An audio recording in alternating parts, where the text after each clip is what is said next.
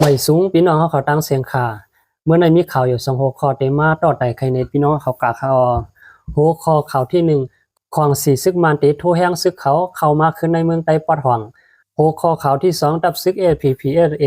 ปืดหน้าซึกสู้ดับซึก RCSSA นะครับหัวข้อข่าวที่1ของสีซึกมันติโทแห้งซึกเขาเข้ามาขึ้นในเมืองไต้ปอดห่องวันที่19 8 เดือน2524ซึกมันเขาปล่อยข่าวว่าติโทเอ็นแห้งซึกเขาเข้ามาขึ้นในเมืองไต้ปอดห่องแทงว่าหนังไหนรายแผนการซึกอันไหนเขาเตต่างชื่อไว้ว่ารายแผนการตึกสินผิวสินอันไหนเขาไล่ขอดฟอดไว้มือในวันที่13 8 เดือน2524นั่นเสแห่งซึกอันไหนตำโตเกมจอมซิกซึกมันคิงโจวินดีออนโฮเขาตึกกำชื่อว่าหนังไหนข่าวโหในออกมาตีลุ่มกล้ากี้เขานั่นว่าหนังไหนค่ะกวนหูจอมลองภายในซึกมันเขาเนว่าเขาเตเอาเอ็นแห่งเขามีนั่นกำนำนั่นเสเข้าหลอดตึกเมืองใต้ปอดห่องแทงว่าไหนที่เวียงหนองเขียวนั่นเต้เขาไล่มาหลวมตึกซึก100ที่NLAเขาไกวนำไว้ว่าไหนเมื่อเร็วก็เสียเมืองใต้ปอดห่องปอดจันมีปางตึกหนังกันเขาเตเข้าตึกตั้ง2ภายหนังกันว่าหนังในค่าที่ในเมืองมันเติงสือแกงเวียงตีเบยินนั่นเมื่อวันที่18 8 เดือน2524นั่นภาย PDF เขาปืนเผาว่าเขาฮุบซิมไล่ในเซตาถึงมาเมื่อในวันที่19 8 เดือน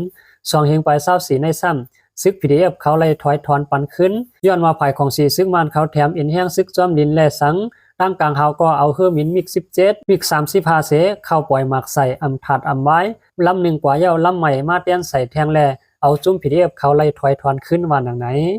ปีนข่าว SOSS ในข่าวหัวข้อข่าวที่2 ASPP ปึดปังตึกจู้ RCSSA ในเดือนออกาศวันที่19 2524กลางไหนยาม 8:30 ถึง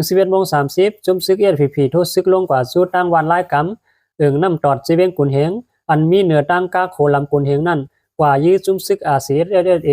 และ2ภายไล่เป็นปังตึกกันย้อนจุ่มล้อและ SSPP ไล่เจ็บบาดกว่าตั้งนำเส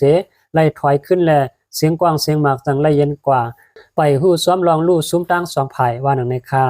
ข่าวโหในก็เลยบึงอิงเอามาตีเหมาใต้เมืองร้อยในเต็มต่างไว้ค่ะยินจมถึงพี่น้องเขาที่มาปั่นแท่งแลผู้เตรียมข่าวค่ะให้สู่เจ้าอยู่ลีกินหวานกันกุกก็กุกวนเสียกำค่ะไม่สูงดังเสียงค่ะ